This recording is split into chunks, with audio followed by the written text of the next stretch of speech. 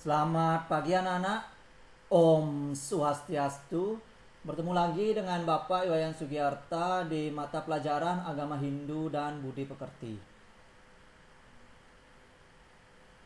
Baik anak, pada pertemuan minggu lalu Bapak sudah membahas mengenai cerita Dasa Awatara serta tugas dan fungsi dari Awatara, Dewa, dan Batara. Nah, pada pertemuan hari ini, pertemuan yang ketiga di bab 2 ini, Bapak akan melanjutkan materi. Adapun materi yang akan Bapak bahas pada video pembelajaran ini, yaitu yang pertama, hubungan Awatara, Dewa, dan Batara. Yang kedua, perbedaan Awatara, Dewa, dan Batara. Dan yang terakhir, sloka-sloka yang mendukung keberadaan Awatara, Dewa, dan Batara. Nah, pertemuan yang ketiga ini sekaligus sebagai penutup pertemuan di bab yang kedua ini. Namun, sebelum pembelajaran dimulai, ada baiknya kita berdoa terlebih dahulu agar proses pembelajaran yang dilaksanakan pada hari ini berjalan dengan lancar. Seperti biasa anak-anak, lakukan kedua belah tangan anak-anak letakkan di depan dada dengan sikap anjali. Berdoa, kita mulai. Om Saraswati Namastubhyam Warade Kamarupini Widyarambam Karisyami Sidir Bawatu Me Sada. Om Yang Widi, dalam wujudmu Dewi Saraswati, sebagai pemberi berkah ilmu pengetahuan, tuntunlah hamba. Semoga segala kegiatan yang hamba lakukan selalu sukses atas karuniamu. Adapun tujuan pembelajaran pada hari ini anak-anak, setelah anak-anak menyimak video pembelajaran yang Bapak berikan ini, diharapkan anak-anak sebagai siswa dapat yang pertama menyebutkan hubungan Awatara, Dewa, dan Batara. Yang kedua menyebutkan perbedaan Awatara, Dewa, dan Batara. Dan yang terakhir menyebutkan sloka-sloka yang mendukung keberadaan Awatara, Dewa, dan Batara. Baik, langsung saja kita masuk pada materi. Nah, sebelum masuk ke materi ada sebuah pertanyaan. Apa hubungan dan perbedaan dari Awatara, Dewa, dan Batara anak-anak? Baik, langsung saja kita bahas yang pertama, yaitu hubungan Awatara, Dewa, dan Batara. Nah, Awatara, Dewa, dan Batara mempunyai hubungan sebagai berikut. Yang pertama, Awatara, Dewa, dan Batara sama-sama bersumber dari Sang Hyang Widi. Ya, penjelasan yang pertama ini yang mana ketiga manifestasi dari Sang Hyang Widi, baik itu Awatara, Dewa, dan Batara, hanya satu sumbernya anak-anak, yaitu Sang Hyang Widi Wasa tersebut. Bisa Bapak ibaratkan hubungan tersebut dapat diumpamakan seperti matahari dengan sinarnya dan panasnya, yang merupakan satu kesatuan yang tak dapat dipisahkan, di mana matahari merupakan sumber dari sinar dan panasnya tersebut.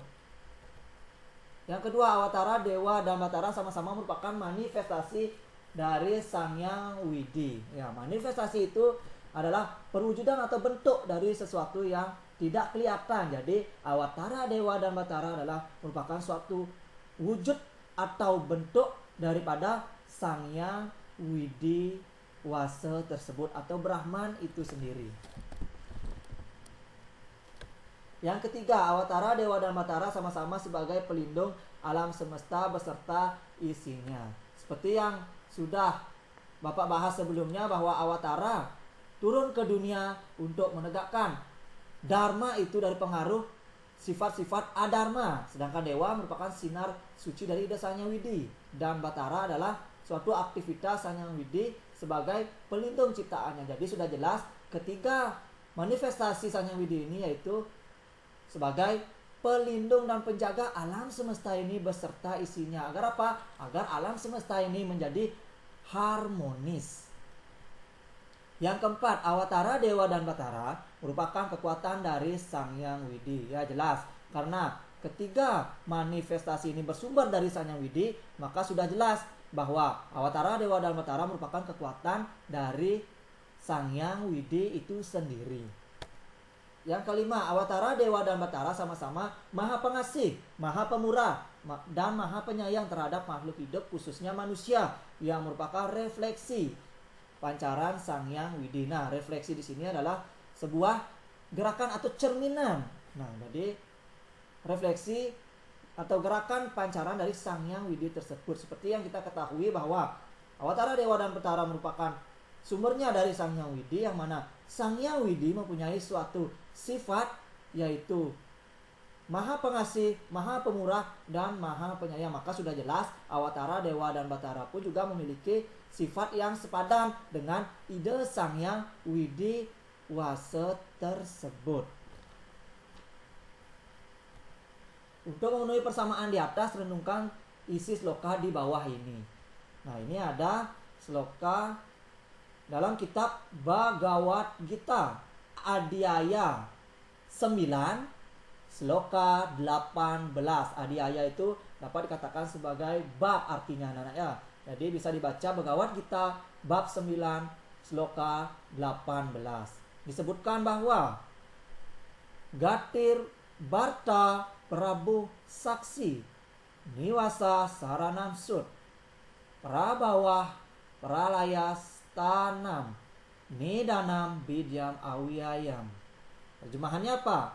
Aku adalah tujuan, pengemban, penguasa. Aku adalah saksi, tempat kediaman, tempat perlindungan, dan kawan. Aku adalah asal mula dan pelebur dasar, tempat bersandar dan benih abadi. Nah, aku di sini maksudnya yaitu Tuhan yang Maha Esa atau ide Sang Hyang Widi Wasa tersebut. Nah, mengenai sloka ini, memahami maksud dan isi sloka di atas, nampak jelas keterkaitan dan fungsi manifestasi Sang Hyang Widi dalam bentuk Awatara, Dewa, dan Batara seperti berikut ini. Jadi mengacu pada sloka itu bisa anak-anak simak pada slide berikut ini. Yang pertama, kata-kata aku adalah tujuan, aku adalah asal mula. Ini sesuai dengan tujuan agama Hindu, yaitu moksa atau menyatu kepada Sang Hyang Widi.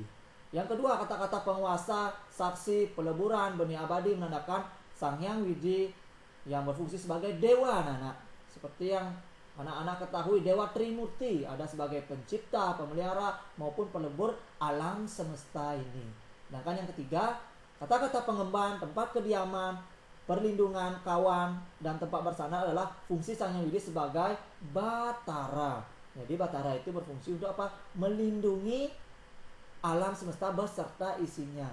Serta manusia itu menganggap Sang Hyang, maksud Bapak, Batara itu dekat dengan manusia atau dikatakan sebagai yang paling dekat dengan manusia, ya karena manusialah yang apa?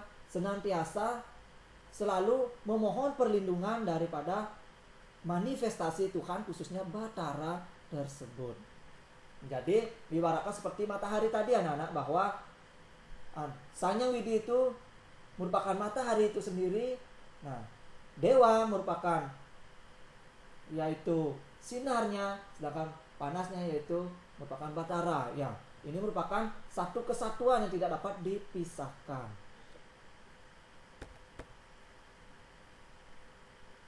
Nah, selanjutnya perbedaan Awatara, Dewa, dan Batara. Apa sih perbedaan Awatara, Dewa, dan Batara, anak-anak? Selain terdapat persamaan yang tadi Bapak sudah jelaskan, Awatara, Dewa, dan Batara juga memiliki perbedaan anak-anak. Perbedaan tersebut antara lain.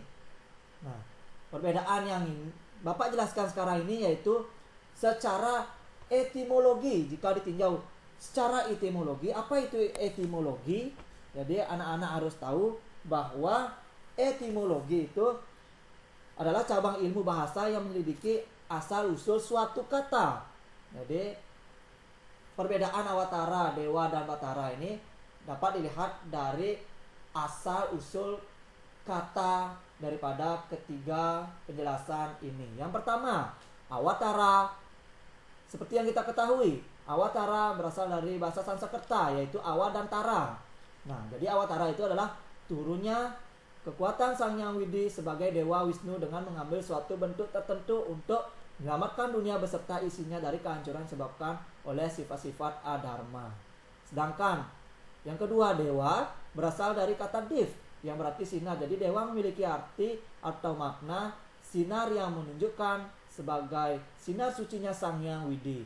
Sedangkan yang terakhir, Batara berasal dari bahasa Sanskerta dari akar kata bar yang artinya pelindung. Jadi Batara adalah aktivitas Sang Hyang Widi sebagai pelindung ciptaannya. Jadi antara awatara, dewa, dan batara jika ditinjau dari segi akar katanya atau dari segi etimologi, bahwa awatara itu adalah perwujudan Dewa Wisnu turun ke dunia mengambil suatu bentuk tertentu, sedangkan dewa dip itu sinar.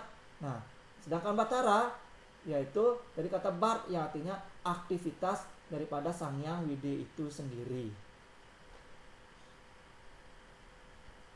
Perbedaan awatara, dewa, dan batara juga dapat anak-anak simak pada slide yang Bapak tayangkan ini, yang mana dijelaskan dalam kitab Bhagavad Gita Adhyaya 9 Sloka 25 yang dijelaskan, Yanti Dewa Wrata Dewan Pitran Yanti Pitra Uratah Bhutani Yanti Bhuteja Yanti Mat Yajino Himam.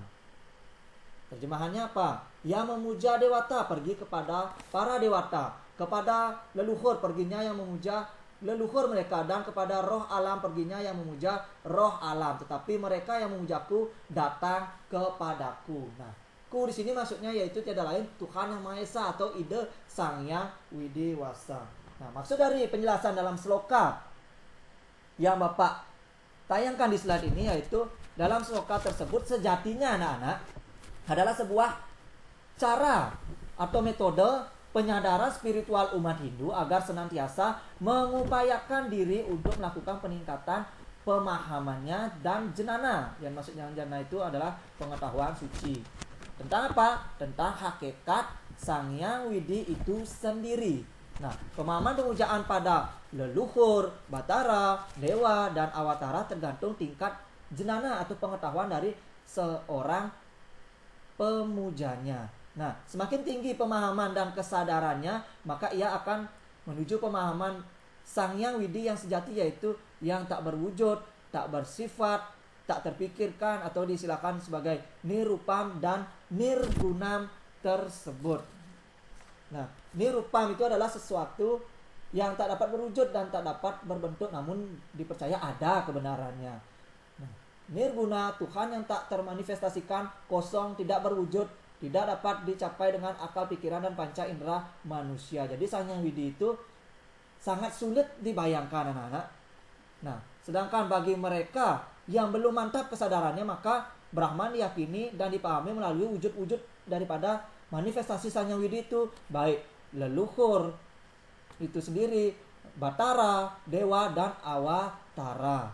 Jadi anak-anak, yang harus anak-anak ingat bahwasannya kenapa kita memuja leluhur, kenapa kita memuja dewa, kenapa kita memuja batara dan awatara. Nah, karena sejatinya kita sebagai manusia biasa dikatakan belum bisa memahami atau tingkat jenana atau pengetahuan suci yang kita miliki akan keberadaan Sang Hyang Widi itu akan sangat sulit dicapai.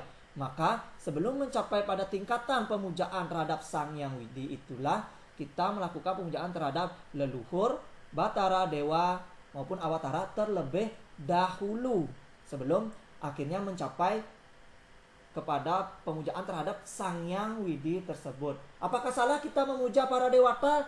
Ya, tentu tidak anak-anak. Apakah salah kita memuja para leluhur? Tentu tidak. Nah, jadi ada misalkan pertanyaan, kenapa kita tidak langsung memuja ide Sang Hyang Widi? Ya, kita boleh saja secara langsung memuja ide Sang Hyang Widi, akan tetapi kita sebagai manusia tidak tahu bagaimana sebenarnya sifat dari ide Sang Hyang Widi itu. Bagaimana bentuk dari ide Sang Hyang Widi Wasa tersebut.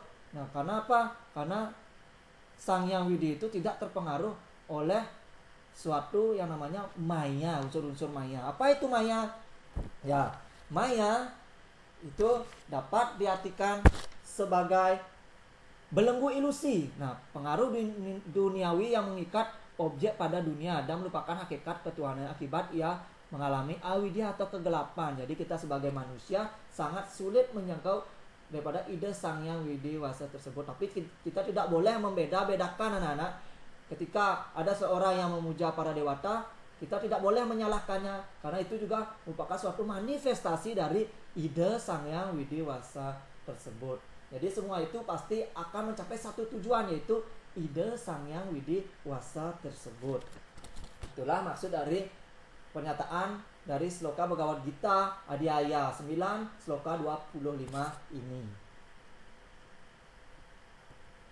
Nah, dari kutipan sloka di atas dapat disimpulkan sebagai berikut.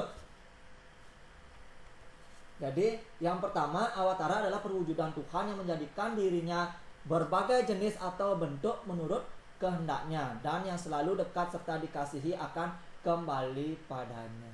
Maksud dalam simpulan sloka yang pertama ini anak-anak bahwa sudah jelas bahwa awatara itu adalah perwujudan Sang Yang Widi sebagai Dewa Wisnu yang turun ke dunia mengambil suatu bentuk tertentu untuk apa? Untuk menegakkan dharma dari pengaruh-pengaruh sifat adharma itu. Nah, yang dimaksud dengan dan yang selalu dekat serta dikasihi akan kembali padanya. Nah, ini dapat Bapak beri contoh seperti kalau anak-anak ingat kisah dari Prahlada, yang mana kisah Prahlada ini terdapat dalam Narasima Awatara. Ya. Prahlada yaitu merupakan putra dari Hiranyakasipu dalam cerita Narasima Awatara.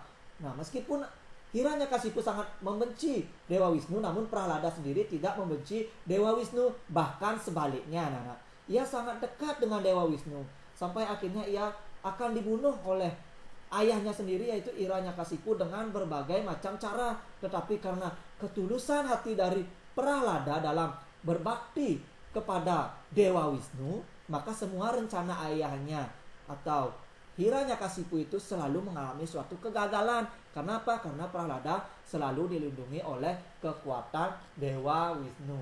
Jadi dapat juga Bapak jelaskan bahwasanya ketika kita sebagai manusia anak-anak, bahwa kita harus selalu melakukan pemujaan terhadap Tuhan atau ide Sang Yang Widiwasa itu dalam manifestasi-manifestasi beliau. Agar apa? Agar kita selalu mendapat suatu perlindungan dari manifestasi-manifestasi ide Sang Yang Widiwasa tersebut. Itulah penjelasan yang pertama ini. Sedangkan yang kedua, para dewa memiliki sifat yang lebih rendah karena roh yang sampai pada dewa akan kembali lagi sebelum bersatu dengannya. Nah, maksud dari penjelasan yang kedua ini anak-anak, ketika roh yang dimaksud itu berarti makhluk hidup khususnya manusia yang telah meninggal, maka atman atau rohnya itu apabila sampai kepada alam para dewa. Nah, alam para dewa ini kalau Bapak jelaskan adalah alam sementara anak-anak. Ketika roh menjadi dewa, maka ia sudah mencapai alam Brahman atau Sang Yang Widi tersebut.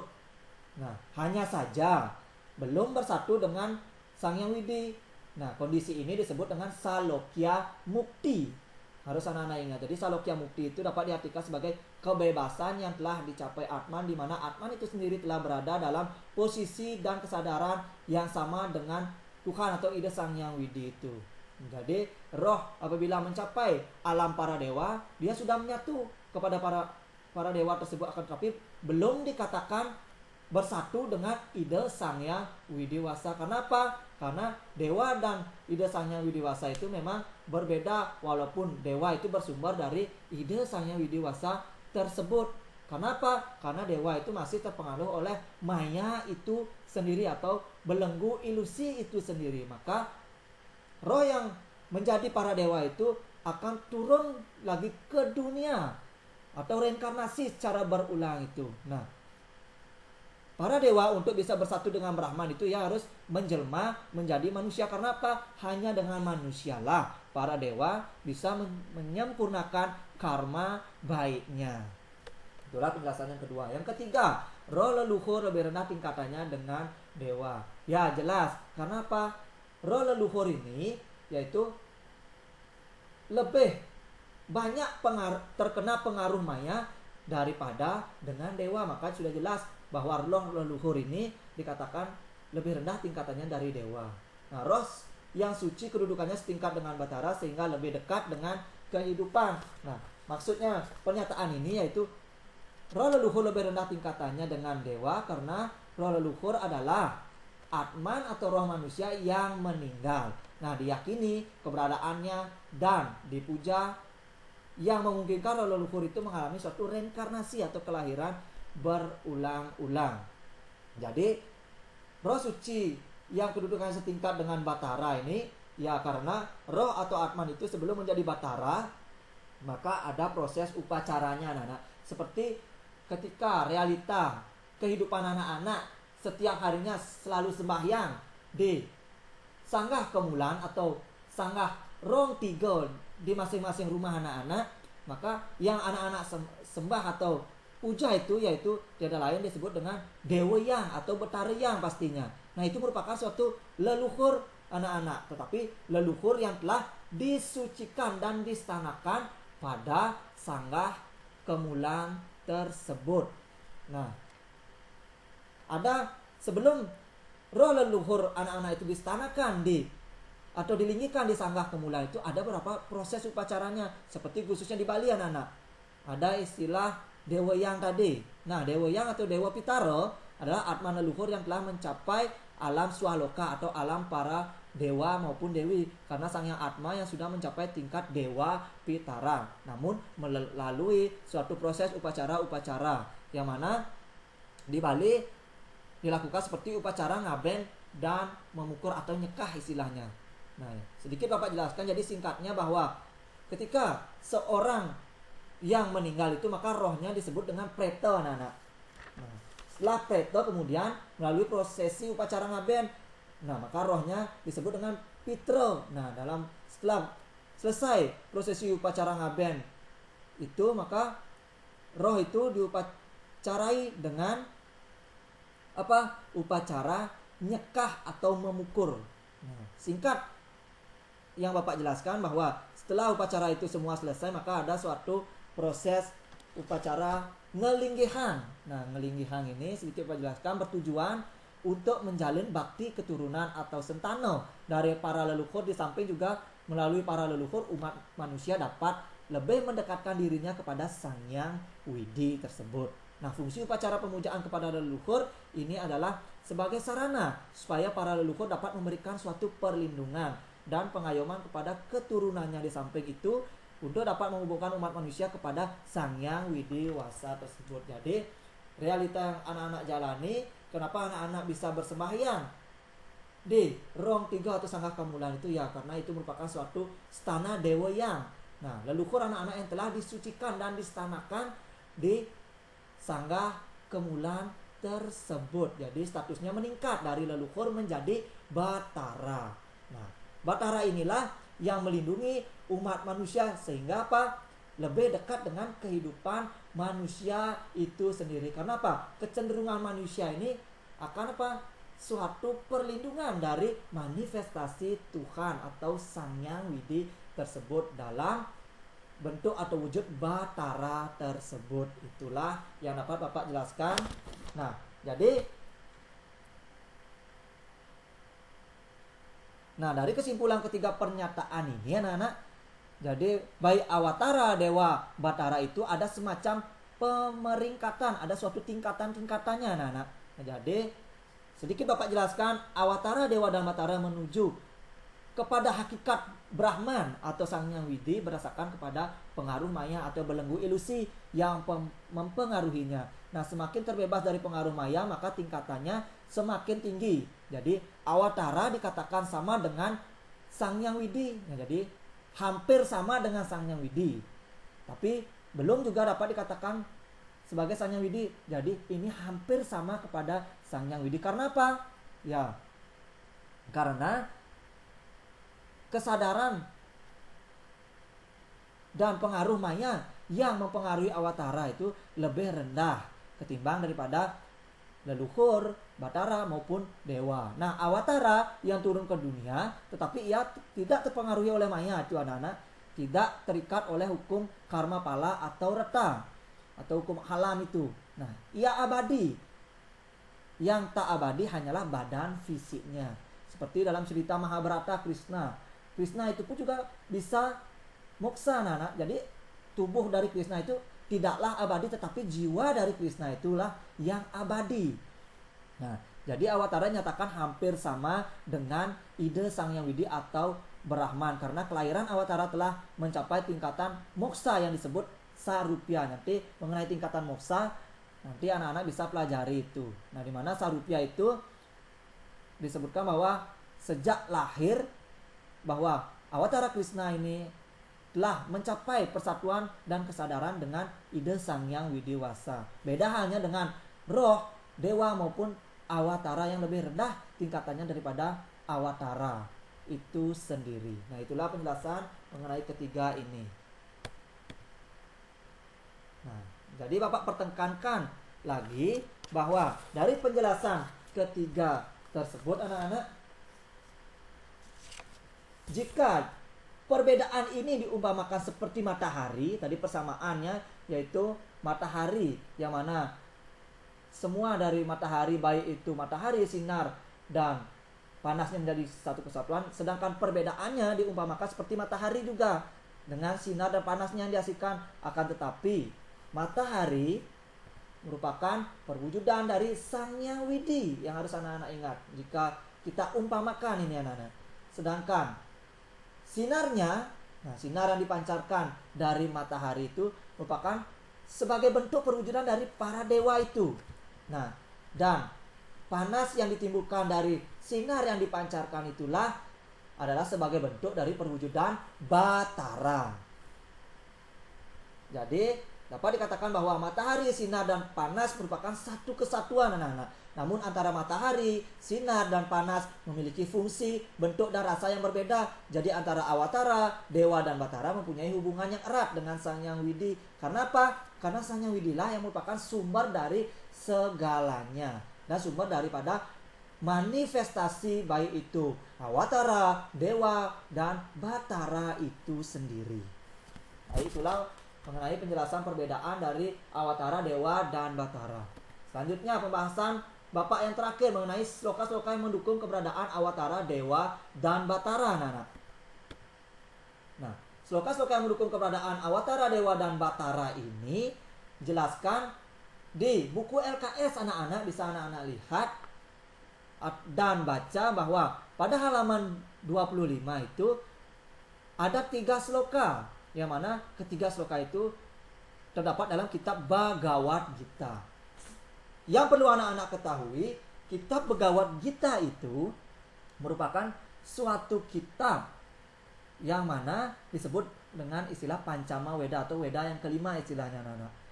Jadi Bhagavad Gita itu dapat diartikan juga sebagai nyanyian-nyanyian suci ketuhanan. Jadi serta juga Bhagavad Gita itu dijelaskan isi daripada Bhagavad Gita itu merupakan suatu wejangan-wejangan yang diberikan oleh Krishna kepada Arjuna di medan Kurukshetra sebelum para Panca Pandawa itu berperang dengan para pihak Korawa tersebut.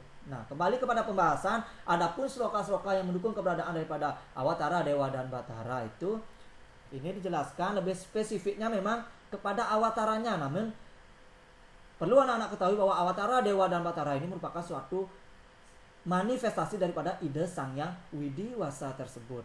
Nah, dalam Bhagavad Gita Adhyaya 4 sloka 5 disebutkan bahwa Sri Bhagawan Uwaca Bahuni me Wiyati tani Janmani tawacarjuna Tani aham weda sarwani Natwam weta parantapa. Terjemahannya apa? Sri Bhagawan bersabda, banyak kelahiranku di masa lalu, demikian pula kelahiranmu Arjuna. Semua itu aku mengetahuinya, tetapi engkau sendiri tidak, wahai Arjuna.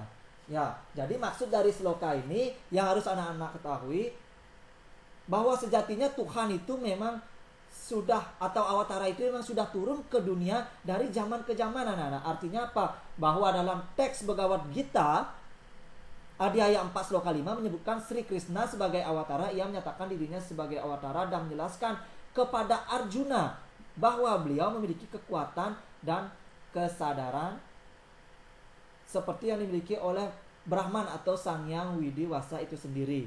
Untuk meyakinkan Arjuna yang sedang bingung dan meragukan keawataraan dari Sri Krishna, akhirnya Krishna menyatakan bahwa ia sudah menjelma berkali-kali ke dunia.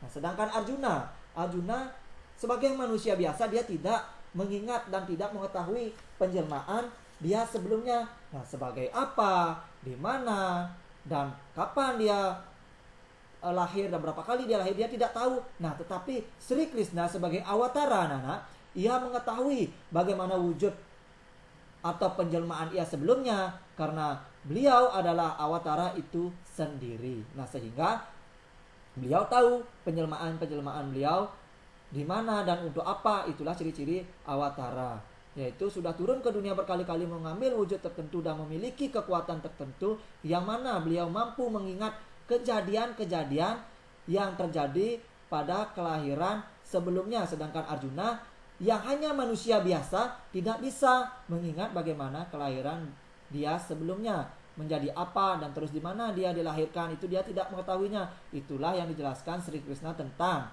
bagaimana awatara yang berwujud manusia atau Sri Krishna itu sendiri itu berbeda dengan manusia biasa. Jadi ini jelaskan kemahakuasaan Tuhan itu sangat berbeda dengan manusia biasanya seperti Krishna dan Arjuna ini. Selanjutnya, dalam Bhagavad Gita Adhyaya 4 sloka 6 disebutkan, ajo pisan awyayatma buta 6 iswaro pisan prakertim swam adis taya sambawami atma mayaya. Terjemahannya apa? Yang harus anak-anak ingat, walaupun aku tak terlahirkan, abadi dan menguasai segala makhluk, namun dengan menundukkan kekuatanku sendiri, aku bisa mewujudkan diriku melalui kekuatan mayaku. Nah, maksud dari penjelasan sloka ini anak-anak yang harus anak-anak ketahui, jadi apapun yang ada di dunia ini, bahwa Sang Hyang Widilah yang menjadi suatu penyebab. Kenapa? Karena Sang Hyang Widi itu tak terlahirkan anak-anak. Beliau abadi atau kekal. Jadi dapat dijelaskan juga, beliau juga menguasai semua makhluk hidup dan ciptaannya di alam semesta ini. Nah, untuk mewujudkan keawataraan dan bukti dari Krishna saat itu menjadi awatara, maka ia terlahir menjadi manusia yang luar biasa atau super power, memiliki kekuatan yang maha dahsyat yang membedakan antara ia dengan manusia lainnya. Nah, sehingga mampu menjadikan dirinya sebagai manusia yang luar biasa anak-anak, dan sebagai penolong manusia lainnya.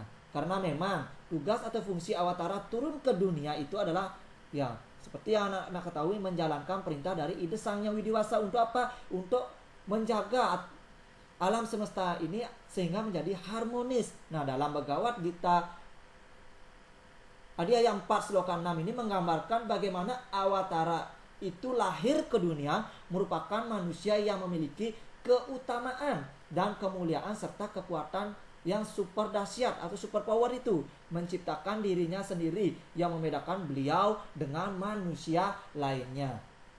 Nah, itulah yang dijelaskan dalam Bhagavad Gita sloka Adhyaya 4 maksud Bapak sloka 6 ini. Mengapa demikian? Ya, karena Tuhan itu seperti yang Bapak jelaskan tadi, tidak terpengaruh oleh maya itu. Sedangkan manusia biasa, ya, beliau telah terikat oleh hukum karma pala dan reta. Nah, dalam proses penciptaan makhluk hidup khususnya manusia itu di dunia ini, maka keterikatannya itulah maka manusia itu terbelenggu oleh ilusi atau maya itu, maka tidak dapat dia disamakan dengan Tuhan atau awatara itu sendiri. Sedangkan yang terakhir terdapat dalam Bhagavad Gita Adhyaya 4 sloka 8 disebutkan bahwa paritranaya sadunam winasaya cadus kertam dharma samta panartaya sambawami yuge. Terjemahannya apa? Jadi anak-anak harus ingat terjemahannya ini. Jadi dalam Bhagavad Gita Adhyaya 4 sloka 8 itu dijelaskan bahwa demi untuk melindungi orang-orang suci serta untuk memusnahkan orang-orang yang jahat dan untuk menegakkan dharma, aku menjelma dari masa ke masa. Ini sama seperti pengertian awatara itu anak-anak, bahwa awatara menjelma ke dunia jelas menjalankan suatu misi untuk apa? Untuk menegakkan dharma dari sifat-sifat kejahatan atau adharma itu. Untuk apa? Untuk melindungi umat manusia beserta alam semesta dan segala isinya agar terjadi suatu keharmonisan di dalam alam semesta ini. Nah, awatara itu juga muncul dari zaman ke zaman atau masa ke masa. Seperti yang anak-anak ketahui, ada 4 masa di dalam kepercayaan agama Hindu, yang mana ada Satya Yuga atau Kata Yuga, ada Treta Yuga, setelah itu ada Dwapara Yuga, dan yang terakhir ada Kali Yuga. Awatara itu juga muncul pada masa-masa itu anak-anak. Ya, tujuannya apa? Ya jelas, menegakkan dharma itu sendiri. Jadi pada pertemuan hari ini dapat disimpulkan bahwa yang pertama, hubungan awatara, dewa dan batara sangatlah erat anak-anak, ya, dengan keberadaan Sang Hyang Widi atau Brahman itu. Karena apa? Karena Sang Hyang Widi merupakan sumber dari ketiga manifestasi tersebut. Baik awatara, dewa dan batara, yaitu sumbernya satu, yaitu Sang Hyang Widi Wase tersebut. Sedangkan yang kedua, dilihat dari segi perbedaannya, awatara, dewa dan batara dapat dilihat secara etimologi. Apa itu etimologi? Yaitu asal usul suatu kata. Dan juga dilihat dari tujuan dan fungsi daripada awatara, dewa dan batara itu. Dan yang terakhir, sloka-sloka yang mendukung keberadaan awatara, dewa dan batara terdapat dalam kitab Bhagavad Gita. Meskipun banyak kitab-kitab yang menjelaskan tentang keberadaan awatara, dewa dan batara, namun dalam penjelasan Bapak ini, Bapak hanya mengambil 3 kitab sesuai dengan buku LKS kalian. Yaitu dalam Bhagavad Gita, Adhyaya atau bab bisa dibaca bab 4 sloka 5, Bhagavad Gita Adhyaya 4 sloka 6, dan juga Bhagavad Gita Adhyaya 4 sloka 8. Baik, itulah mengenai materi yang Bapak sampaikan kepada anak-anak pada pertemuan hari ini. Apabila ada yang kurang jelas, bisa anak-anak tanyakan pada grup WhatsApp atau kolom komentar pada Google Classroom anak-anak. Sekian pemaparan materi Bapak hari ini. Apabila Bapak ada salah kata, Bapak mohon maaf, dan Bapak akhiri pertemuan hari ini dengan mengucapkan Parama Santi. Om Santi, Santi, Santi. Om. Terima kasih.